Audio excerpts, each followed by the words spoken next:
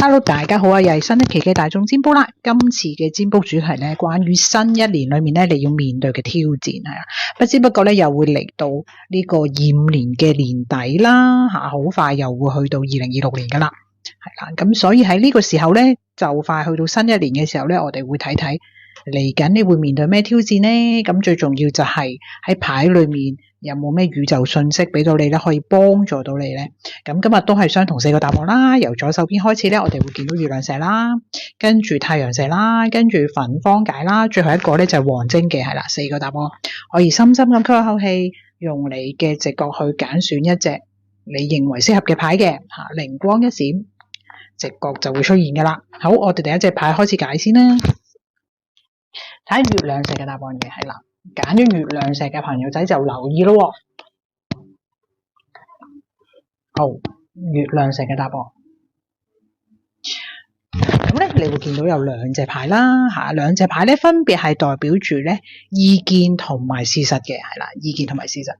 咁而家咧，其實睇到咧，你嗰個走向咧就係其實你係好想搵多啲錢嘅，係啦。而家錢對你嚟講咧係一樣好重要嘅嘢啊，你嘅精神都會集中喺錢方面嘅。你會好享受錢帶俾你嗰個安全感啦，嗰個享受啦，所以你而家覺得咧累積財富咧係一件好緊要嘅事嚟嘅。而今年咧，其實你累積財富嗰度咧都唔錯嘅，有一定嘅成績嘅。咁所以咧，其實嗰個信息咧就話俾你聽咧，嚟緊咧你係需要咧係叫做從長計議吓，自己同自己從長計議。點樣去發展落去嘅？因為而家其實係有一定嘅基礎同埋資源噶啦吓，咁但係點樣咧喺呢啲基礎同埋資源嗰度發展落去？例如可能用而家手頭上揾到嘅錢點樣去投資落去啦，又或者點樣去用佢哋發展落去啦，咁就好好咁樣參詳呢樣嘢係啦。點樣去用而家嘅資源呢樣嘢係好重要嘅，咁就會幫到你2026年咧嗰個金錢上嘅發展嘅，係啦。咁呢個對你嚟講咧，2026年都係一個好大嘅主題嚟嘅，一個好重要嘅主題就係金錢嗰度咁樣咯吓。咁好，咁希望你哋都會中意呢一個解說啦。咁我哋睇下第二個答案啦。第二個答案咧就係太陽石嘅答案啦。揀咗太陽石嘅朋友就可以留意翻啦，有咩信息咧太陽石，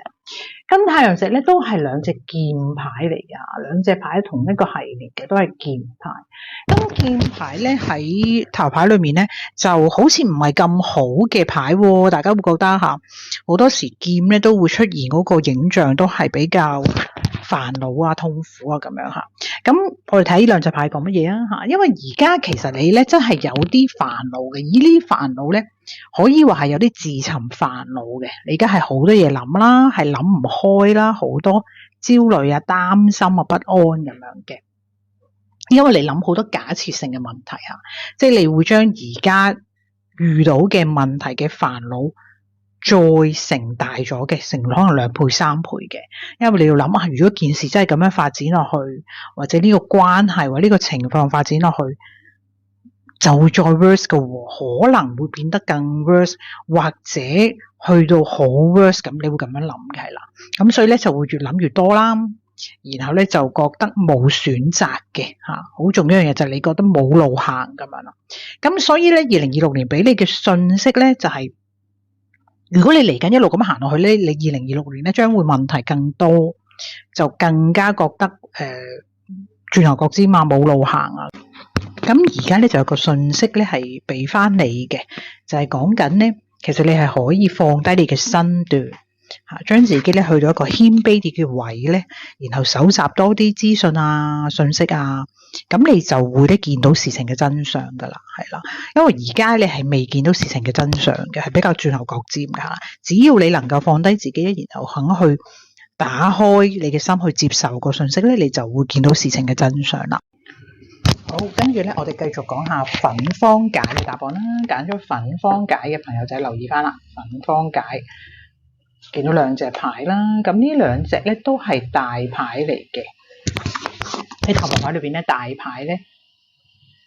比較有意思啦，個意思咧比較深遠啲嘅係啦。一隻咧就係教皇牌啦，一隻就係戰車牌啦。其實咧就反映咗咧你而家個精神狀況咧係比較緊張嘅，可能你會喺一個咧比較高壓嘅環境下邊工作啊，或者一個家庭裏面咧都係一個比較大壓力、高壓嘅狀況之下嘅。咁其實你係好有責任感同埋好有目標嘅，好想咧盡快咧可以完成手頭上嘅嘢啊，或者達成目標嘅嚇。咁變咗咧，你而家個狀況就好似每日去打仗咁樣，咁所以咧就比較難放鬆啦。咁而家俾你呢一個新一年嘅信息咧，就係其實你咧呢個環境可能就好難改變噶啦，係啊，你必須要喺呢個環境之下嘅。如果你仍然喺呢個家庭啊，留喺呢份工或者呢個關係裏面，咁但係咧就建議你有時咧就可以去尋求協助嘅，係啦，即係唔好害羞啊，或者唔好害怕要去尋求協助嘅。例如你上司啦，或者老細啦，咁樣你要去尋求協助嘅嚇，唔好覺得自己係孤軍作戰啊，死頂啦，所謂係啦。另外咧，如果你心靈方面咧，其實你都係要揾出口嘅嚇，例如真係身心靈方面嘅幫助啦，或者宗教上啦咁樣，而達至到個平衡嘅。係一個咩信息咧嚇？咁見到牌咧，好似都幾靚喎，呢兩隻牌嚇。其實咧就係講緊咧呢個答案，如果真係4個答案嚟講咧，其實呢一班朋友仔咧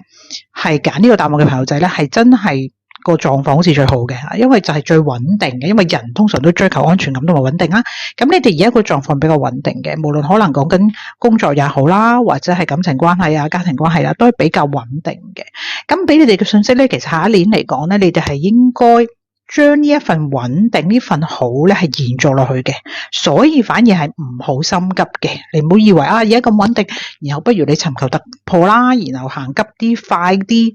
係做啲太大嘅改變啦，其實不好嘅，並不好嘅，記住下。反而你應該係穩步上揚嘅，然後咧就追求一種細水長流啊，慢慢去到成功啊嗰一樣嘢嘅，係啦，就千祈唔好急，或者唔好話太過激情咁樣咯，係啦。好，咁希望今日大家中意我呢一個占卜啦，咁記得訂閱啦、按讚啦、分享啦吓，咁我哋下一次見，拜拜。